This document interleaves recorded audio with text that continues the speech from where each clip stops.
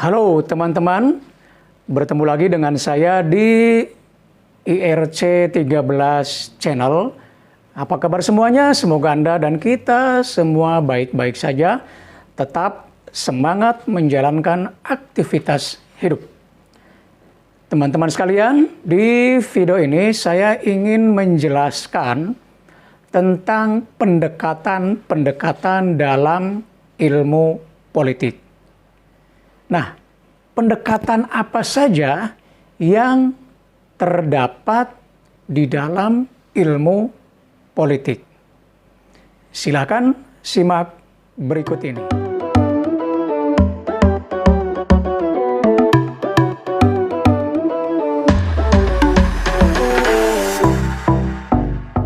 Baiklah, untuk hari ini kita akan mempelajari materi yang baru ya tentang pendekatan-pendekatan dalam ilmu politik. Ada pendekatan apa saja sih kalau kita belajar ilmu politik? Nah, ini saya sudah menyiapkan materinya. Nah, ini dia. Ya. Pendekatan-pendekatan dalam ilmu politik. Ya. Rujukan yang saya pakai adalah bukunya Profesor Miriam Budiarjo ya, dasar-dasar ilmu politik yang edisi baru ya. Oke, sebelum kita menyebutkan atau menganalisis beberapa jenis pendekatan atau beberapa pendekatan yang akan kita pelajari, sebetulnya pendekatan itu apa sih? Ya. Pendekatan adalah titik tolak atau sudut pandang kita terhadap sebuah objek.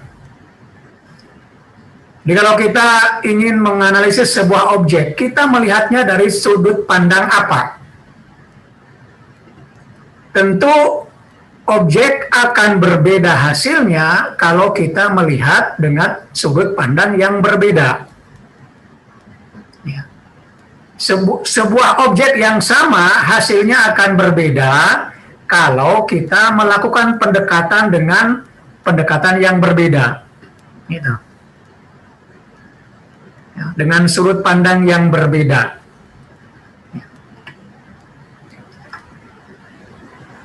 Ada lagi istilah metode. Sebetulnya kalau metode itu bisa dikatakan penjabaran dari pendekatan. Jadi kalau metode itu sudah lebih praktis ya, sudah lebih singkat, lebih fokus lagi ya. Jadi kalau pendekatan masih sudut pandang, kalau metode ya sudah prakteknya. Bagaimana cara kita menganalisisnya? Seperti apa? Nah, itu udah metode. Teknik, nah itu lebih praktis lagi. Ya. Cara yang dilakukan untuk mengimplementasikan metodenya, jadi lebih praktis lagi itu adalah teknis. Jadi urutan yang paling praktis itu adalah teknik, metode, kemudian teknik. Nah, nanti ini akan sangat jelas kalau kalian sudah melakukan penelitian ya, karena nanti itu akan dipraktekkan. Ya. Oke.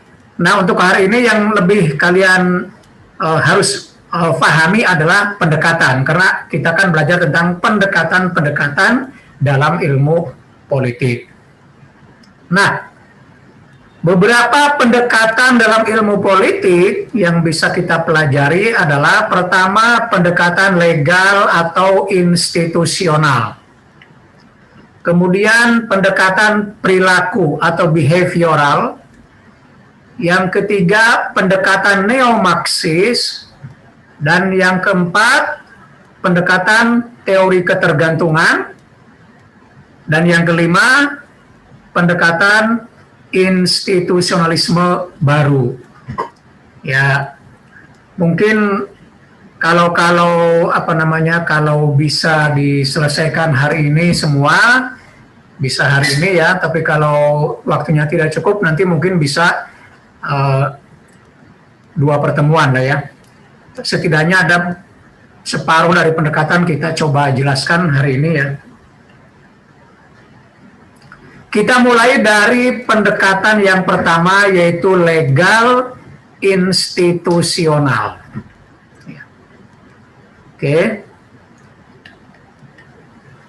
Nah, pendekatan legal atau institusional itu berkembang abad 19 atau sebelum Perang Dunia Kedua.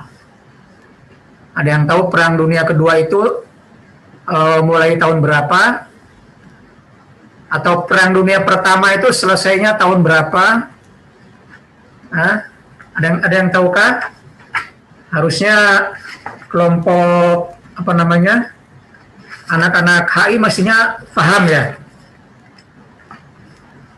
1918. Hah? 19? 18. Itu masih belum berakhir tuh. Berakhirnya tahun 1939, yaitu dunia pertama ya. Nah, setelah itu masuk Perang Dunia Kedua kan. Gitu. Nah, pendekatan ini itu sebelum Perang Dunia Kedua. Nama lain dari pendekatan legal atau institusional adalah pendekatan tradisional. Itu nama lainnya ya, pendekatan tradisional. Oke. Nah, apa yang menjadi fokus dari pendekatan ini? Fokusnya adalah pada negara, terutama aspek konstitusional dan yuridisnya. Jadi, pendekatan legal atau institusional itu menjadikan negara sebagai fokus utama kajiannya. Memang di dunia ilmu politik ya, masa-masa awal perkembangan ilmu politik itu negara adalah objek kajian yang paling utama. Tapi yang dilihat adalah aspek konstitusionalnya, aspek yuridisnya. Gitu.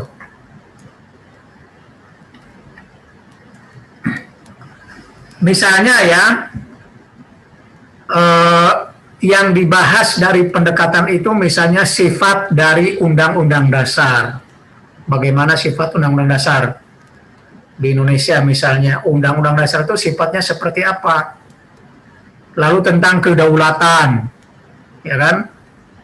Kedudukan dan kekuasaan formal, serta yuridis dari lembaga-lembaga negara seperti legislatif, eksekutif, dan seterusnya. Jadi sekali lagi, yang dilihat dari pendekatan legal konstitusional ini atau institusional ini adalah aspek dari konstitusional dan yuridisnya. Misalnya ya, kalau kita membahas lembaga seperti legislatif, ini contoh ya, yang kita bahas lembaga seperti legislatif, maka yang dianalisis dengan pendekatan legal atau institusional ini adalah fungsi. Fungsi dari legislatif itu apa? Tugasnya apa? Dan semacamnya dan semacamnya. Ya. Jadi yang dilihatnya aspek yuridis daripada DPR, parlemen. Ya. Apa sih tugas DPR, tugas parlemen itu apa sih? Tugas MPR apa sih? Gitu ya. Jadi tidak dianalisis bagaimana interaksi para anggotanya, tidak dipertanyakan mengapa kegiatannya seperti itu dan seterusnya. Jadi benar-benar yang dilihat aspek yuridis atau konstitusionalnya saja dari lembaga-lembaga seperti legislatif, pemerintah dan seterusnya. Nah karena itu ya, pendekatan legal atau institusional ini sifatnya normatif, ya. Normatif, deskriptif. Nah bagi sejumlah kalangan, pendekatan semacam ini kurang menarik ya, terlalu normatif. Jadi tidak mampu memotret dinamika yang terjadi di lembaga-lembaga tersebut. Ya. Nah, ya itulah kenapa ini pendekatan ini disebut pendekatan tradisional ya, pendekatan yang sudah lama, gitu ya. Oke, bisa dipahami ya pendekatan legal atau institusional ini. Saya sekali lagi fokusnya adalah negara, dan yang dibahas negara adalah aspek yuridisnya, aspek konstitusionalnya, kedaulatan negara, unsur-unsur negara misalnya ya. Tidak dinamika interaksi orang-orangnya, elit-elitnya tidak dibahas gitu ya. Oke ya, cukup jelas ya.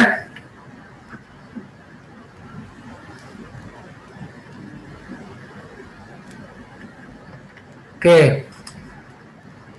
Kemudian, ini sudah masuk. Yang kedua adalah pendekatan perilaku. Pendekatan yang kedua adalah pendekatan perilaku atau behavioral approach. Nah, ini perbedaan dari pendekatan yang pertama, legal atau institusional. Fokus pendekatan perilaku adalah perilaku atau behavior manusia yang benar-benar dapat diamati. Dan perilaku itu bisa individu, bisa juga kelompok. Jadi kalau misalnya tadi kita menganalisis DPR ya, parlemen. Kalau pendekatan legal atau institusional itu kan yang dilihat aspek kelembagaannya yang yuridis, yang formal, tugas, fungsi ya, kedaulatannya. Tapi kalau pendekatan behavioral ini, perilaku ini, yang dilihat adalah ya perilaku daripada para anggota DPR tersebut. Kalau yang kita kaji adalah DPR.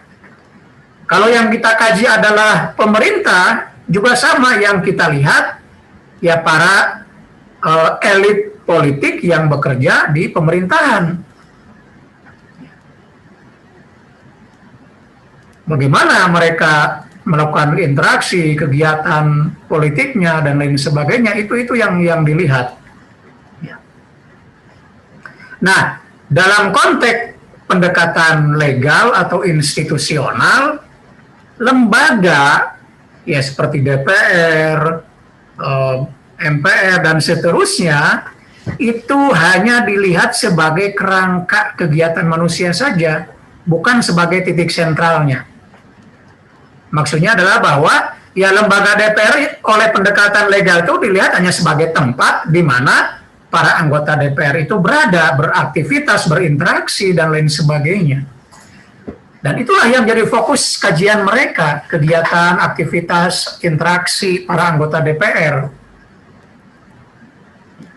Jadi kalau kita misalnya ingin menganalisis bagaimana sih kegiatan anggota DPR, sejauh mana mereka berinteraksi, kinerjanya di DPR. Nah, itu pendekatannya perilaku ini. Maka kalau kita membahas ya lembaga-lembaga, ya contohnya sama misalnya lembaga legislatif itu ya, maka pendekatan perilaku ini ya, fokusnya adalah pada bagaimana perilaku para anggotanya. Bagaimana sih perilaku para anggota DPR? Seperti apa sih mereka? Apakah benar-benar mencerminkan sebagai anggota DPR atau tidak? Apakah mereka kalau rapat-rapat itu benar-benar serius membahas atau hanya duduk, diam, dapat uang? Ingat nggak dulu lagu Iwan Fals itu yang tentang DPR itu yang ya, datang, duduk, diam, duit. Dulu ya. Sekarang beda nggak? Ya, itu silakan kalau mau lihat, kalian bisa teliti ya. Nah, kalau sekarang kan eranya handphone ya. Jadi apakah misalnya kalau kalian melihat anggota DPR lagi sidang itu, apakah betul-betul serius menyimak atau hanya utak-atik handphone gitu ya, lihat-lihat apa gitu ya, atau seperti apa. Jadi kita analisis interaksi dengan teman sejawatnya, bagaimana interaksi mereka selama persidangan atau di luar persidangan, sesama partai dengan partai yang lain, kegiatan lobbying. Nah, ini kan banyak lobby ya, negosiasi di parlemen itu kan banyak. Nah, itu kita lihat, kita analisis dengan pendekatan perilaku. Jadi pendekatan perilaku ini dinamis ya, apa namanya, lebih menantang juga.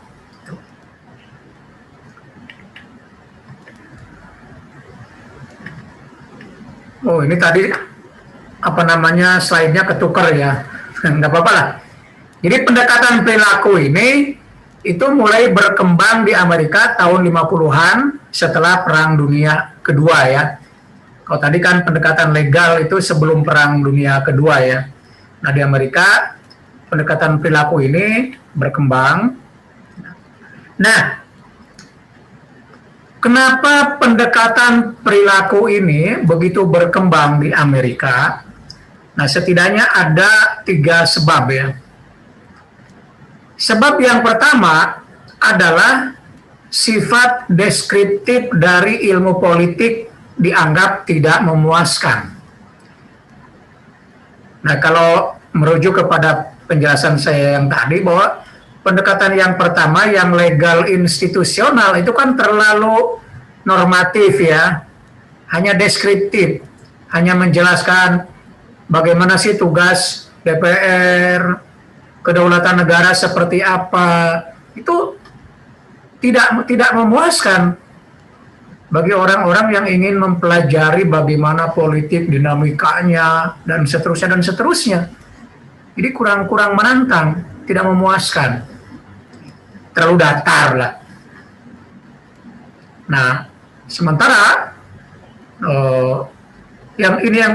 ada muncul yang kedua ya, ada kekhawatiran bahwa pada akhirnya ilmu politik tidak maju dengan pesat ya, atau bisa dikatakan ketinggalan dibanding ilmu-ilmu lainnya seperti sosiologi, psikologi, dan seterusnya.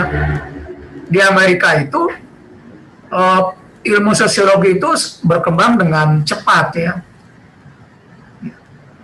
dan dengan banyak pendekatan perilaku ya, sehingga kalau politik hanya bergerak di level institusional saja yang deskriptif, yang normatif, itu bisa ketinggalan ilmu politik ya. Dan yang ketiga, nah ini yang sangat menohok ya, bahwa muncul keraguan di kalangan pemerintah Amerika akan kemampuan para sarjana ilmu politik untuk menerangkan fenomena politik. Jadi kalau hanya pendekatan legal atau institusional yang berkembang, maka dikhawatirkan lulusan-lulusan ilmu politik atau para sarjana itu hanya bisa menjelaskan aspek yuridis dan konstitusional saja, tidak mampu menjelaskan fenomena politik yang justru penuh dinamika. Ya. Gitu. Nah, karena itulah muncullah pendekatan perilaku ini ya. Jadi tiga hal ini melatar belakangi lahirnya pendekatan perilaku dalam bidang ilmu politik.